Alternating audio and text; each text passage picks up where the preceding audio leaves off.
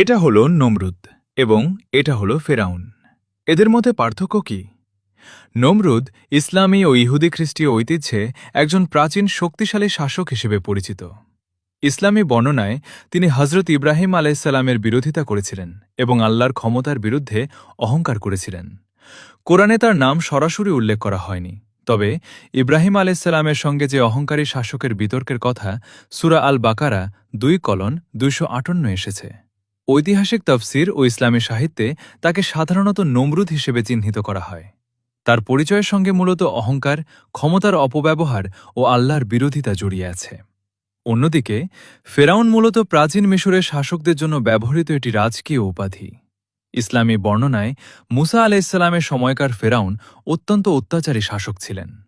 তিনি নিজেকে অত্যন্ত ক্ষমতাবান মনে করতেন এবং মুসা আলাইসাল্লামের দাওয়াত ও আল্লাহর একত্ব অস্বীকার করেছিলেন। তিনি বনি ইসরায়েলের ওপর নির্যাতন চালিয়েছিলেন এবং মুসা আলাইসাল্লাম ও তার অনুসারীদের অনুসরণ করে সাগরে ডুবে মারা যান। এ ঘটনা কুরআনে বিস্তারিতভাবে বর্ণিত হয়েছে। এরপর আপনি কোন বিষয়ে জানতে চান? কমেন্ট করে জানান। এমন আরও গুরুত্বপূর্ণ তথ্য জানতে আমাদের সাথেই থাকুন।